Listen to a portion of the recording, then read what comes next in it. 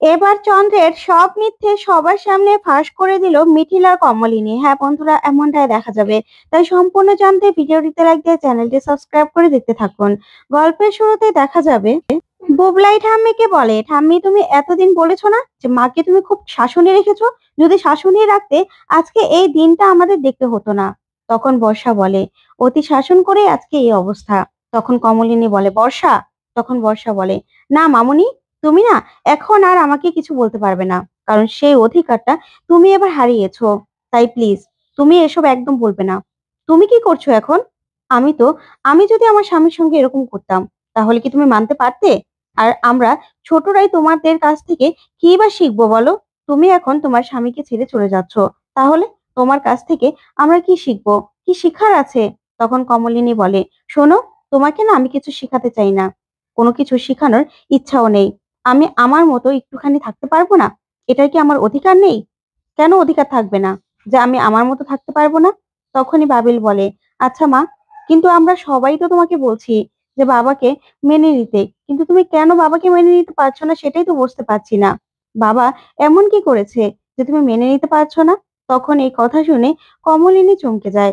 তারপরেই বাবিল বলে, হ্যাঁ মা, এখানে তো বাবার কোনো দোষ থাকলে তুমি তো সেটা বলতে পারতে, কিন্তু বাবার তো কোনো দোষ তুমি বলছো না, আর তুমি তো কোনো কারণও বলছো না।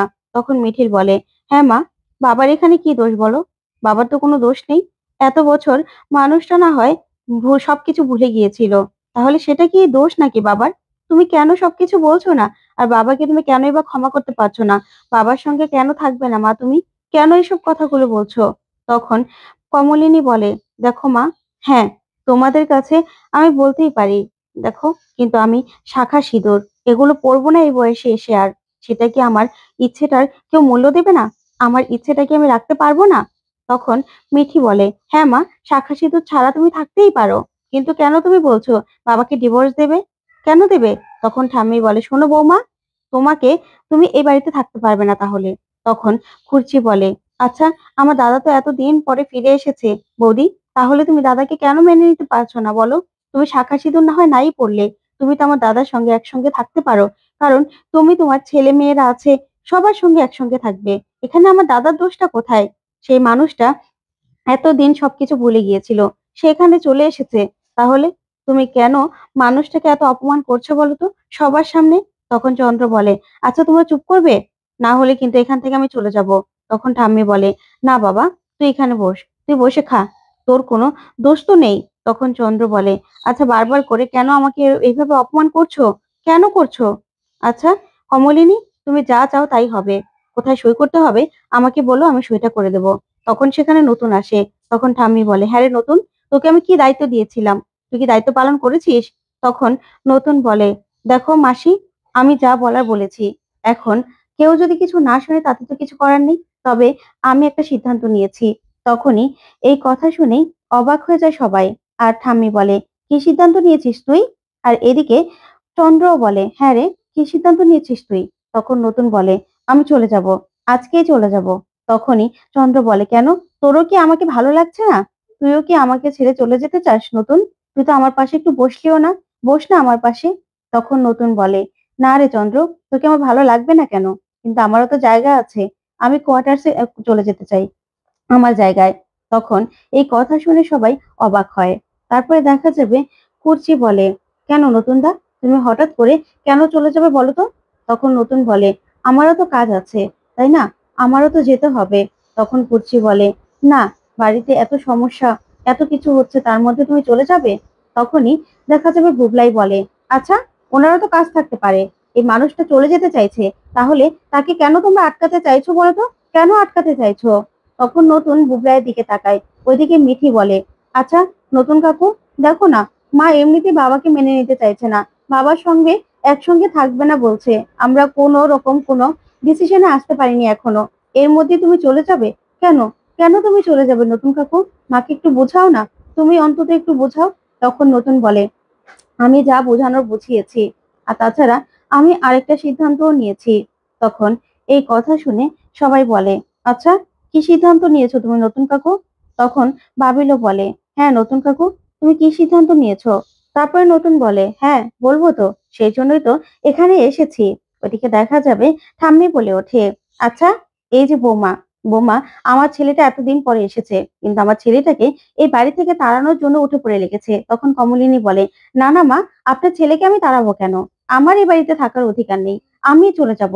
তখন মিঠি বলে, মা তুমি এরকম কেন করছো বলো তো? কেন করছো?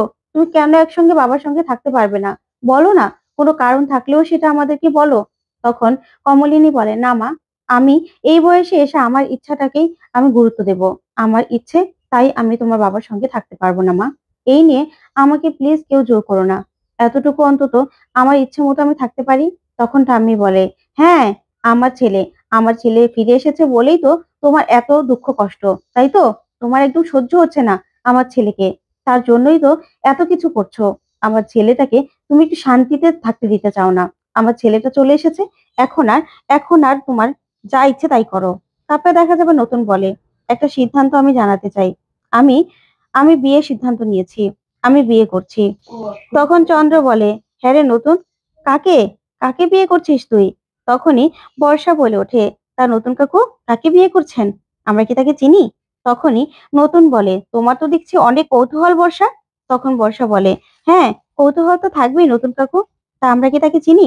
তখন নতুন বলে, অবশ্যই, নিশ্চয়ই আমি কোনো ভদ্র মহিলাকে বিয়ে করছি, তাই তোমরা তো অবশ্যই চিনো। তখনই চন্দ্র বলে ওঠে, আচ্ছা, আমি তো তাকে চিনি না রে নতুন, কে সে? তখনই ঠাম্মি বলে, হ্যাঁ রে নতুন, তুই আবার কাকে বিয়ে করবি? হ্যাঁ, আমাদের তো আগে কিছু জানাসনি। তখন নতুন বলে, আমি হুট করে সিদ্ধান্তটা নিয়েছি, তাই। আর তখন চন্দ্র যখন বলে যে আমি তো তাকে চিনি না, তখন নতুন বলে ওঠে, ডল, আমার আমার বৌদির সঙ্গে সেদিন এসেছিল, তুই যখন এসেছিলি, ডল, আমার বৌদির বোন, তোর মনে আছে?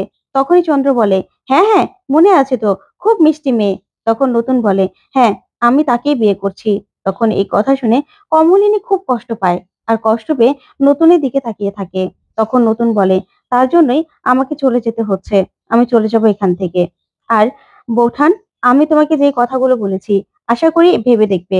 তুমি না এই বিয়েটা ভেঙো না, কোথাও যেও না। তুমি আমার কথাগুলো রাখার চেষ্টা করো। তখন কমলিনী বলে, হ্যাঁ ঠাকুরপো। তখনই নতুন বলে, ঠিক আছে, আমি তোমাকে যে কথাগুলো বলেছি আশা করছি তুমি রাখবে। তখন এই কথা বলে সেখান থেকে নতুন চলে যায়। ওইদিকে দেখা যাবে তারপরে কমলিনী একটা ব্যাগ গুছিয়ে কাপড় চোপড় নিয়ে নেয়। তখন সেখানে কুর্চি আসে। তখন কমলিনী একটা চিঠি খোলে, তারপর কুর্চি এসে বলে, বৌদি, তুমি ব্যাগ গুছিয়েছো কেন? তুমি কোথায় যাবে? তখন কমলিনী বলে, দেখো দেখো দিদি ভাই, লিগ্যাল কাগজ তো চলে এসেছে, আমার তো এখানে থাকার কোনো অধিকার নেই। তখন কুর্চি বলে, কে বলেছে তোমার অধিকার নেই? তুমি তোমার স্বামীর বাড়িতে থাকতেই পারো, তুমি বাচ্চাদের মা, তোমার এই বাড়িতে থাকার অধিকার রয়েছে, বুঝতে পেরেছো? তখন কুর্চি বলে, আচ্ছা বৌদি ভাই, তুমি কেন এরকম বলছো না, যে তুমি কেন এরকম গুলো করছো? এই কাজগুলো তোমার সঙ্গে তো আমার অন্যান্য ননদ বৌদির মতো সম্পর্ক নয়। তুমি আমাকে দুঃখের সময় আমার পাশে থেকেছো, আর সব সময় আমরা দুজন দুজনের সব কথা জানি। তারপরেও কেন আজকে তুমি এরকম করছো? বলো না, কেন এরকম করছো? সব কথাগুলো কেন তুমি আমাকে বলতে পারছো না? তখন কমলিনী বলে, দেখো দিদি ভাই, তুমি যা করছো সেটা তো লিগেল। তোমার দাদা ফিরে এসেছে, দাদার জন্য বোন কষ্ট পাবে, এটাই তো। তখন কুর্চি বলে, দেখো, আমি আমি হ্যাঁ, আমার দাদা ফিরে এসেছে, আমার দাদার তো কোনো দোষ দেখতে পাচ্ছি না, তাহলে তুমি কেন আমার দাদাকে মেনে নিতে পারছো না? বলো না। কিন্তু আমি জানি কিছু না কিছু আছে যার জন্য আমার দাদাকে তুমি মেনে নিতে পারছো না। আচ্ছা বৌদি, আমাকে বলো, আজকে তুমি আমাকে বলবেই যে কি এমন ঘটেছিল। নিশ্চয়ই যাওয়ার আগে কিছু একটা ঘটেছিল, তার জন্যই তুমি আমার দাদাকে মেনে নিতে পারছো না। আর আজকে আজকে নতুন দাও তো ডলকে বিয়ে করবে। আচ্ছা, তোমরা তো দুজন দুজনকে ভালোবাসতে আমি জানি, কিন্তু তোমাদের দুজন দুজনের মধ্যে কোনো চাওয়া পাওয়া তো কোনোদিনও ছিল না, সেটা তো আমি দেখিনি। আজকে অন্তত বলো, বলো তুমি, যে কি এমন কারণ রয়েছে আমার দাদাকে তুমি মেনে নিতে পারছো না? আমি তোমার কাছে হাত জোড় করে ক্ষমা চাইছি, তুমি কোথাও যাবে না বৌদি, কোথাও না। আর আমি কারণগুলো জানতে চাই।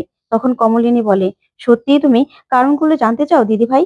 তখন কুর্চি বলে, হ্যাঁ, আমি কারণগুলো জানতে চাই, যে কিছু না কিছু একটা কারণ তো রয়েছে যার জন্য তুমি আমার দাদাকে মেনে নিতে পারছো না, কিছু তো হয়েছিল। তখনই কমলিনী বলে, বেশ, তাহলে তোমাকে আমি বলবো। তখন কুর্চি বলে, আচ্ছা বৌদি ভাই, এখন যে নতুন দা বিয়ে করার সিদ্ধান্ত নিয়েছে, তোমার কষ্ট হচ্ছে না? তখন কমলিনী বলে, আমার কেন কষ্ট হবে দিদি ভাই, আমার কোনো কষ্টই হচ্ছে না। তখন কুর্চি বলে, হ্যাঁ, তুমি তো বলেছিলে যে তোমার তোমার তার প্রতি ভালোবাসা আছে কিন্তু কোনো অনুভূতি নেই। তারপরেও কষ্ট হওয়াটা তো স্বাভাবিক। কিন্তু আজকে তোমাকে বলতেই হবে। কি এমন কারণ রয়েছে যার জন্য তুমি আমার দাদাভাইকে মেনে নিতে পারছো না? কিছু তো একটা আছে। তখনই কমলিনী বলে, "হ্যাঁ, তোমাকে বলবো।" তখনই কুর্চির হাতে একটা চিঠি ধরিয়ে দেয় কমলিনী আর বলে, "এটা দেখো।" তখন কুর্চি বলে, "এটা কি বৌদি ভাই?" তখনই কমলিনী বলে, "খুলেই দেখো না।" তখন কুর্চি চিঠিটাকে খোলে। তারপরেই বলে, "এ চিঠিটা কার?" তখন কমলিনী বলে, "পড়ো, পড়লেই বুঝতে পারবে।" তখন কুর্চি চিঠিটা পড়া শুরু করে। চিঠিটা ছিল একটা মেয়ের, সোহিনী নামে মেয়ের লেখা, যেখানে স্পষ্ট দেখা যাবে সোহিনী নামের মেয়ের সঙ্গে চন্দ্র সম্পর্ক ছিল আর গভীরতম সম্পর্ক ছিল। আর চন্দ্র মেয়েটাকে বলেও ছিল যে তার স্ত্রীর সঙ্গে তার ভালো সম্পর্ক নয়, ডিভোর্সের কথা চলছে। তারপরে আবার চন্দ্র বলেছিল, "আমার স্ত্রী আমাকে ডিভোর্স দিতে রাজি হচ্ছে না।" তখন সোহিনী নামের মেয়েটা চন্দ্রকে বলেছিল যে, "আমার দুদিনের মধ্যে বিয়ে হয়ে যাবে। এবার তোমার ডিসিশন তুমি নাও।" তখনই কুর্চি বলে, "দিদিভাই, এটা তুমি কবে পেয়েছিলে?" তখনই কমলিনী বলে, "তোমার দাদা যেদিন চলে যায় সেদিনই হাতে পেয়েছিলাম। আর এই চিঠিটা তোমার দাদা মরার খবর আসাতে আমি কাউকে আর দেখাইনি। এটাই বড় ভুল করেছি।" তখন মিঠি সেখানে আসে। মিঠিল এসে বলে, "আন্টি আসবো কাকিমা?" তখনই কমলিনী বলে, "আচ্ছা মিঠিল, এত আবার পারমিশন নিতে হবে কেন?" তখন মিঠিল ব্যাগপত্র গুছানো দেখে বলে, "কাকিমা, তুমি ব্যাগপত্র গুছিয়েছো কেন?" তখন কমলিনী বলে, "দেখো, চলে গেলে কিছু জামাকাপড় তো লাগবে, তার জন্যই।" তখন মিঠিল বলে, "কাকিমা, আমি না মেঘালয়ের সবগুলো হোমে খবর নিয়েছি। সবগুলো হোমে। তার ছবিও দেখিয়েছি।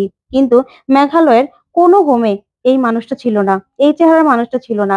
তাই তোমাকে আমি বলতে আসলাম। আসলে আমি তো একটা সাইকোলজিস্ট। আমি উনি যেদিন ফিরে এসেছিল, উনার ফেস দেখে বুঝতে পেরেছিলাম যে উনি যা বলছেন সবটা মিথ্যে কথা বলছেন। উনার ফেস দেখে আমার মনেই হয়নি যে উনি এতকাল সবকিছু ভুলেছিলেন। আমার মনে হলো যেন উনি কালকে গেছেন, আজকেই চলে এসেছেন। কিছু তো একটা গন্ডগোল আছে ছিলই। তার জন্য আমি নিজে থেকেই সবকিছু করেছি। দরকার হলে গিয়ে জিজ্ঞাসা করব।" তখন কুর্চি সব সত্যিটা শুনে চমকে যায়। তখনই মিঠিল বলে, "কাকিমা, এই সব সত্যিগুলো আমি তোমার কাছে বলার জন্য এসেছি। যে সত্যিটা কেউ জানে না, সেই সত্যিটাই। এই মানুষটা আসলে মিথ্যে কথা বলেছে।" তখন কমলিনী বলে, "আচ্ছা মিঠিল, এগুলো জেনে আমি কি করব? কি করব আমি?" তখনই কুর্চি বলে, "না, না বৌদি ভাই, আমি তোমাকে বলছি কে এই সোহিনী। আমি সবটা খুঁজে বের করব।